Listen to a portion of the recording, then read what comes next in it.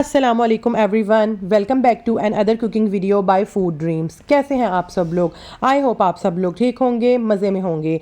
आज मैं आप लोगों के साथ अपनी फेवरेट और बहुत amazing death by chocolate cake की रेसिपी शेयर कर रही हूँ। ये हाई एंड बेकरीज और कैफ़ेज़ में मिलता है, बहुत एक्सपेंसिव। हम आज घर पर बहुत ईजी मेथड के साथ इसे तैयार करेंगे। आप लोग क्या ही याद रखेंगे कि आप लोगों को इतनी परफेक्ट रेसिपी मैंने आप लोगों के साथ शेयर की है। और अगर ये आप लोगों को रेसिपी पसंद आए तो लाइक शेयर करना ना भूलिएगा और मेरे चैनल को सब्सक्राइब कीजिए। और अगर पहले से कर लिया है तो थैंक यू सो मच।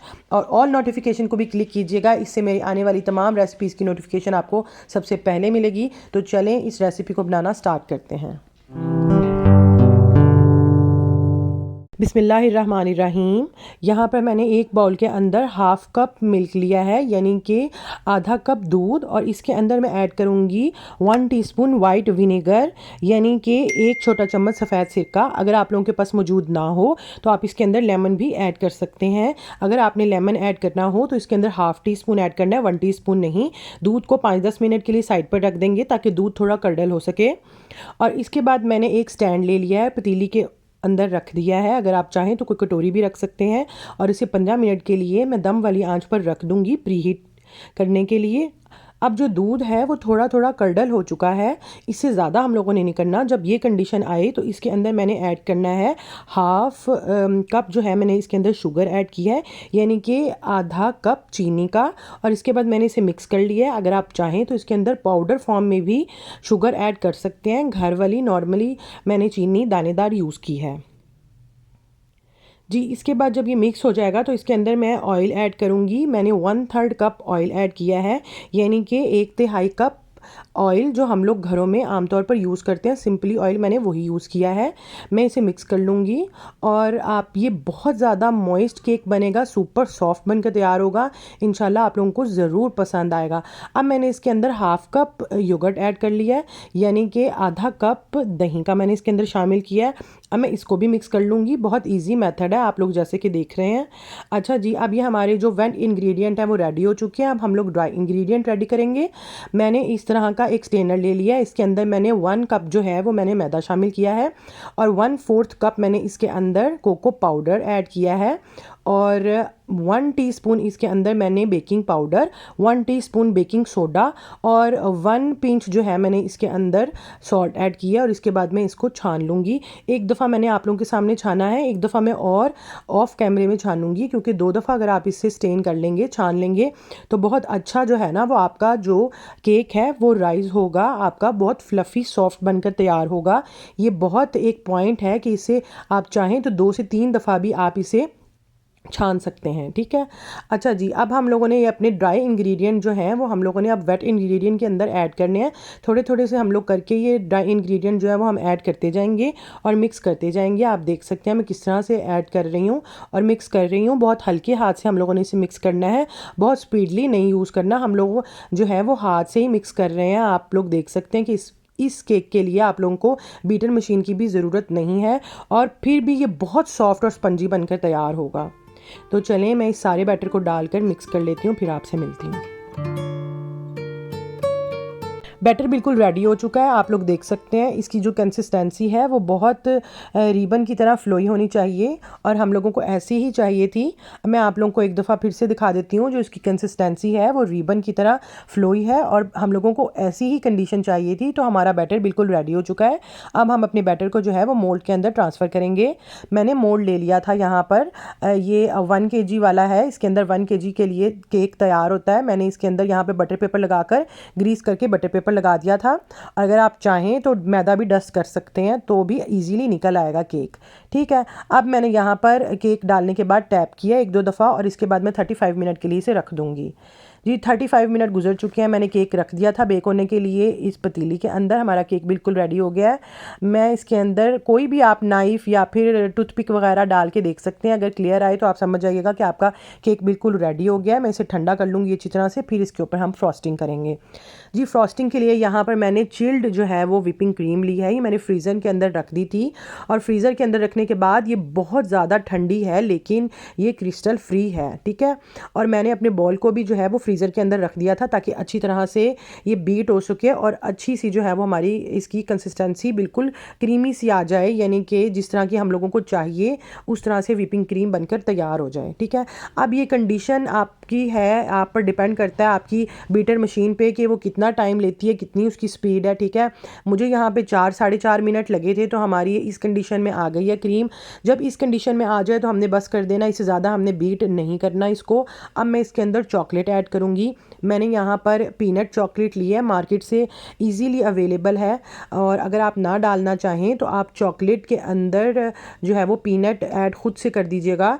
ये मैंने यहाँ पर इसको मैंने ओवन लगाकर मैंने इसे 10-10 सेकंड के लिए मैंने इसे गर्म कर ली थी, मेल्ट कर ली थी यानी कि, और मेल्ट करने के बाद इसे ठंडा करके डालना है, गरम में ऐड नहीं, गरम ऐड नहीं करना। अगर आप गरम ऐड करेंगे तो आपकी क्रीम ख़राब हो जाएगी। लेकिन अगर आप चाहें कि अगर आप लोगों को पीनट पसंद नहीं है तो आप सिंपल क्रीमी चॉकलेट या फिर डार्क चॉकलेट भी ऐड कर सकते हैं। अच्छा, हम लोगों ने इसे इतना बीट करना है कि जो चॉकलेट हम लोगों ने डाली थी वो अच्छी तरह से मिक्स हो जाए। इससे ज़्यादा हम लोगों ने इसे बीट नहीं करना क्योंकि हमारी ऑलरेडी जो है वो क्रीम रेडी थी। ठीक है, अब ये हमारी बिल्कुल रेडी हो चुकी है। अब हम लोगों ने क्या करना है कि इसको हम लोगों ने अप्लाई करना है अपने केक के ऊपर। हमारा जो केक है वो ठंडा हो चुका है।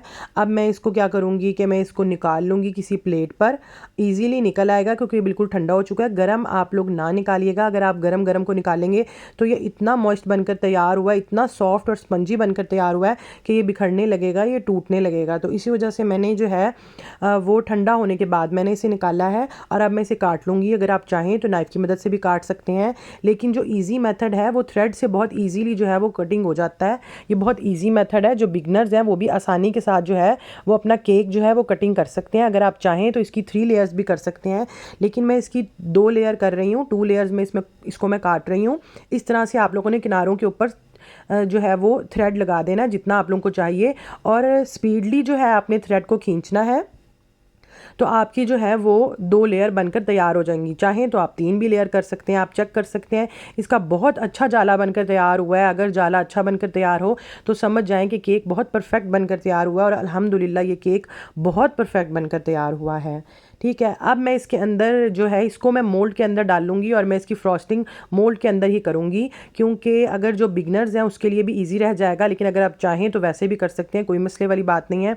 यहाँ पे मैंने डार्क चॉकलेट ले ली थी और मैंने 1 कप दूध लिया था। इसके अंदर मैंने डार्क चॉकलेट को डाल के मेल्ट कर लिया था, और उसके बाद जब ठंडा हो गया तो मैं इसके ऊपर अप्लाई कर रही हूँ। अगर आप चाहें तो शुगर सिरप भी ऐड कर सकते हैं, लेकिन इससे बहुत क्रीमी और बहुत मज़ेदार सा चॉकलेटी सा टेस्ट आएगा। तो मैं सारा ऐड कर दिया, मैंने हाफ़ ऐड किया, सॉरी, मैंने इसके अंदर, और हाफ़ मैंने रख दिया। ऊपर अप्लाई करूँगी और इसके बाद मैं इसके ऊपर क्रीम लगा दूँगी। क्रीम लगाने के बाद जो है वो हम अच्छे से इसे फैला देंगे, और फैलाने के बाद जो है फिर मैं इसके ऊपर दूसरी लेयर लगाऊंगी। तो चले मैं सारी अच्छी तरह से कर लेती हूँ, उसके बाद फिर मैं दूसरी लेयर लगाती हूँ।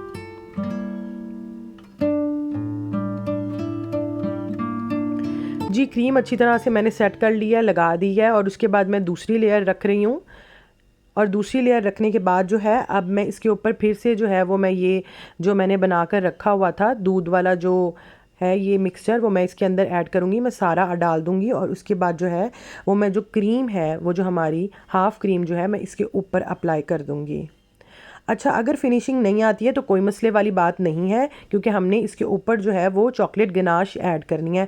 मैं इसे 1-1.5 घंटे के लिए फ्रिज में रख दूँगी सेट होने के लिए, और इतनी देर हम लोग अपनी चॉकलेट गिनाश तैयार कर लेते हैं। चॉकलेट गिनाश तैयार करने के लिए मैंने यहाँ पर 2 से 3 टीस्पून मैंने चीनी ले ली है, और इसको थोड़ा सा मेल्ट होने देंगे हम लोग। जब थोड़ी सी मेल्ट होने लगेगी ना तो मैंने 2 से 3 टेबलस्पून इसके अंदर मिल्क ऐड कर दिया था। मिल्क ऐड करना यहाँ पर लाजमी है। मिल्क ऐड करने के बाद जो है मैंने इसके अंदर कोको पाउडर ऐड किया है 2 से 3 टेबलस्पून। अच्छा, मिल्क ऐड करने के बाद ही ऐड कीजिएगा, वरना आपके जो कोको पाउडर है वो जलने लगेगा। इसके बाद मैंने चॉकलेट ऐड कर दिया है। मैंने आपको फिर से मैं बता रही हूँ कि ये जो चॉकलेट है ये पीनट चॉकलेट है, ये मार्केट से मिल जाती है बहुत आसानी से। इसके बाद मैंने इसको नीचे उतार लिया था, और उतारने के बाद थोड़ी सी मेल्ट होने लगी। मैंने इसके बाद इसको ज़्यादा मेल्ट नहीं किया क्योंकि हमारी चॉकलेट जले ना। अब इसके बाद मैंने इसके अंदर व्हिपिंग क्रीम ऐड किया। थोड़ी थोड़ी करके मैं इसको ऐड करती जाऊँगी और मिक्स करती जाऊँगी, और इसको अच्छे से मिक्स कर लेंगे ताकि कोई लम्स वगैरह ना रहे। आप ये देख सकते हैं ये अच्छे से मेल्ट हो चुकी है, और हमारी बेहतरीन सी चॉकलेट गिनाश जो है वो बनकर रेडी हो चुकी है। और हमारा जो केक है वो भी सेट हो चुका है। मैंने फ्रिज में रख दिया था 1-1.5 घंटे के लिए। अब मैं इसके बाद जो है इसके ऊपर ऐड कर दूंगी चॉकलेट गिनाश को निकालने के बाद। अच्छा, निकालने का प्रोसीजर ये है कि इजीली इसका क्लिप खोलिएगा, ये थोड़ा लूज़ हो जाएगा और आप इसे आराम से निकाल दीजिएगा।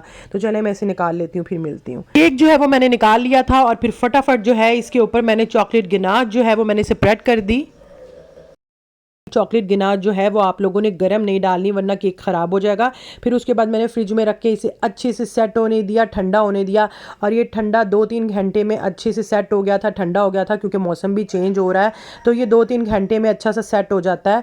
तो ये ठंडा ही खाने का मज़ा आता है। और ये रेसिपी बहुत परफेक्ट आप लोगों के साथ मैंने शेयर की है। आप लोगों ने कोई भी जो मैंने आपको पॉइंट्स बताए हैं आप लोगों ने बिल्कुल उसी तरह ही फॉलो करना है। तो इंशाल्लाह आप लोगों का केक बहुत बहुत ज़बरदस्त बनकर तैयार होगा। और ये वाकई में ही बहुत सुपर सॉफ्ट केक बनकर तैयार हुआ है। आप लोगों ने ये ज़रूर ट्राई करना है। और अगर आप लोगों ये केक बनाते हैं और बनाने के बाद आप लोगों को पसंद आता है तो फिर मुझे ज़रूर दुआओं में याद रखिएगा, क्योंकि ये बहुत परफेक्ट रेसिपी बनकर तैयार हुई है। बहुत परफेक्ट है ये रेसिपी जो मैंने आप लोगों के साथ शेयर की है, विदाउट ओवन और विदाउट एग।